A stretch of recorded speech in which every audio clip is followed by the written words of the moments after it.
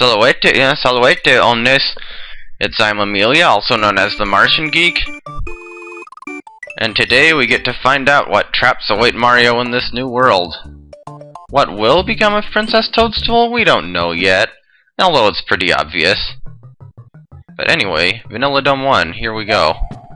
If I decided to load a save state instead of... Oh, I'm brilliant. Instead of starting my game over, I'd be on Yoshi, and there'd be bongo drums in the music, which happens in every stage, except the castles and ghost houses and fortresses, because you can't bring Yoshi into them. But in the cave music seems to be the only one where the bongo drums actually overpower the rest of the music. Well, I'm rambling.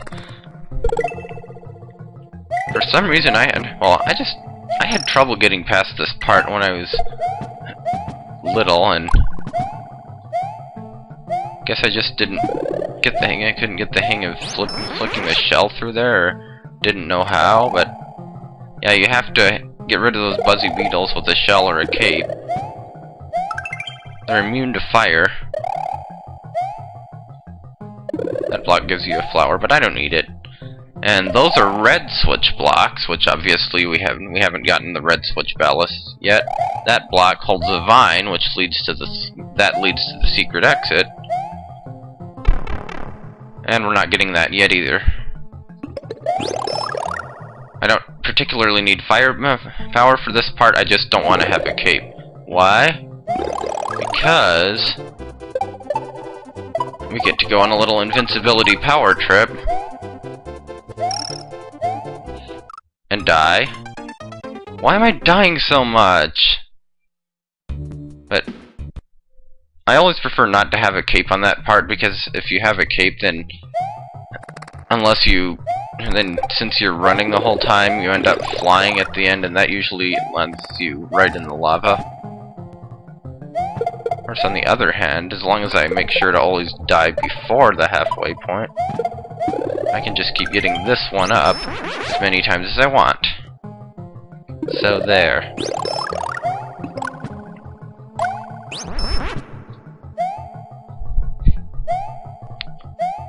RAM address 1534 indexed with the sprite index actually determines whether the power-up will blink when it falls like that. The cape is exempt from the blinking rule. See, that's how that part was meant to be done. And we're already at the halfway point. Fancy that. No auto-scrolling stages in Vanilla Dome, fortunately. Hate those things.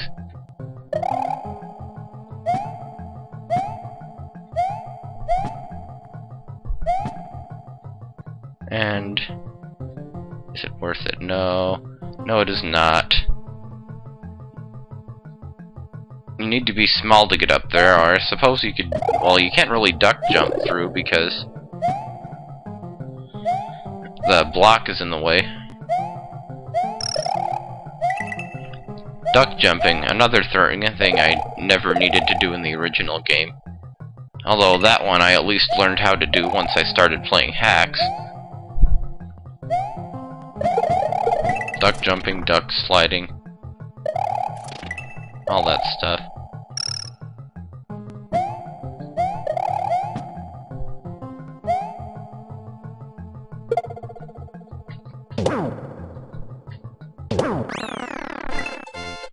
Because I passed the goal carrying an item, the item I'm carrying turns into a power-up. I didn't get any bonus stars, but I got another cape that I didn't need.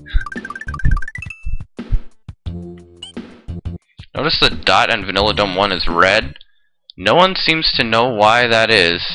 Like, there are several red dots scattered throughout the game, like that, and I don't know if anybody ever figured out why they're big. One theory was that it just means that the stage is longer, but somehow I don't think that's the case. Maybe it was, I don't know, maybe it was meant to be, but who knows. I want the cape here just so I can get all the coins. Also, Nintendo didn't bother making, or at least using, land corners with water behind them. So if you look closely, you can actually see some cutoff there, a few empty pixels.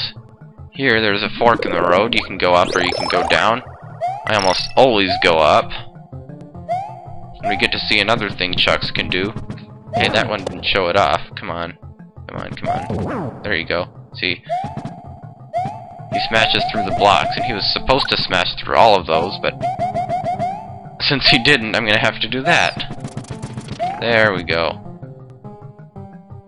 And we get to be invincible again. Not really sure what the purpose of that whole P-switch wall thing is, but it's there. That's one thing I always thought was kind of interesting. If you hit a block while a P-switch is active, then it spawns a coin instead of a used block, and the power-up just falls through the coin. Split and Chuck. He splits into 3 Chucks, but this is the end anyway. Vanilla Dome 2 is kinda short.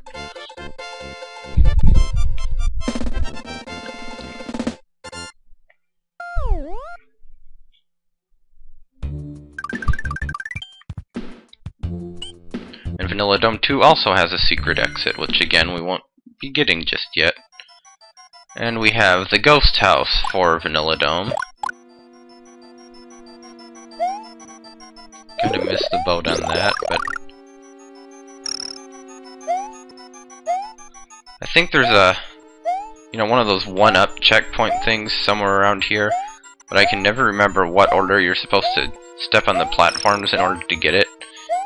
You know, the 4 invisible tiles that if you touch them in order, you get a 1-up. Which I didn't really know about it until I started using Lunar Magic. I just thought, huh, 1-ups spawned out of nowhere. I'm just gonna go ahead and go back after getting that little mini bonus. Cape. And Big Boo, by the way.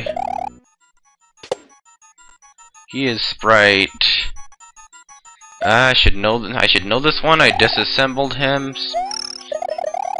I don't know, he's 128, I think? I can't remember. Another part that I'll be running so I don't want the cape. These are, I guess, gas bubbles. I always just called them ghost bubbles the first few times I played this game. Ghost bubbles, gas bubbles, whatever. They're big green things that move in a sine wave. Do not hit this P-switch immediately, because if you do, those coins will turn into blocks, and you'll be stuck, because that door will be blocked off. The normal door near it is a reset door. It takes you back to an earlier spot in the stage, so you can try again, but who needs to mess with that? Not a difficult puzzle to figure out. Vanilla Dome 3. No secret exit, but the longest stage in the world. And the one where we get to ride these little floating skull raft things. And we're introduced to a new enemy in the form of Blarg. I am not getting that. I am having bad luck with dying today, so I don't need to risk it.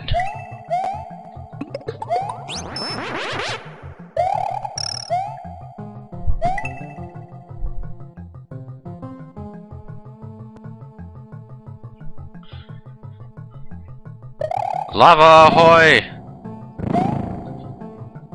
Those guys aren't hard to avoid, although the boss version that Atman made is kind of annoying.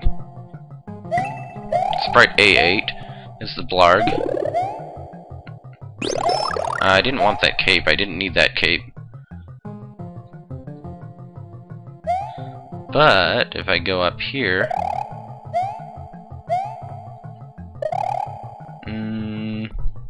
do I want it? Do I want it? I don't really need it. Oh well. In fact, why'd I do that? I should have just taken the scenic route. I don't need more lives in this game. This game's easy, man.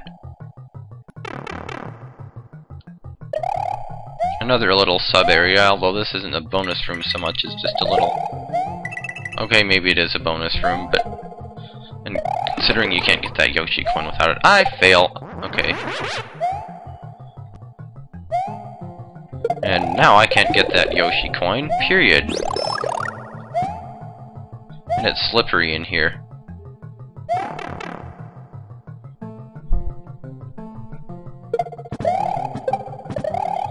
Time it carefully, time it carefully. Nice of them to put the midway point in such a dangerous spot. Triangle blocks, which won't appear in my hack, personally, but they're kinda interesting. Vaguely. You can use them to run up walls. See, now we get to hear the bongo drums because I'm on Yoshi.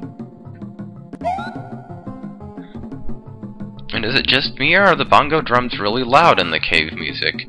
I don't know why, but they are. Sloped lava, which apparently doesn't quite work properly.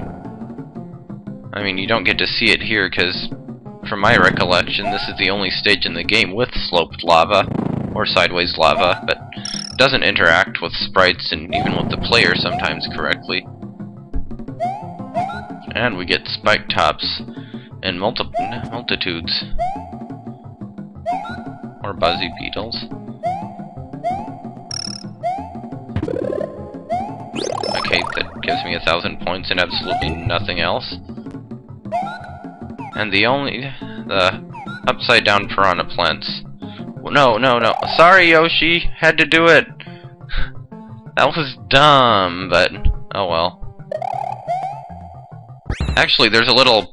Oh, another 40. A little semi-bonus area just up above the place where I was. I think you get to it by killing all the upside-down piranha plants and then flying up there with the cape. I didn't get it. I didn't think of it, but I didn't really need it.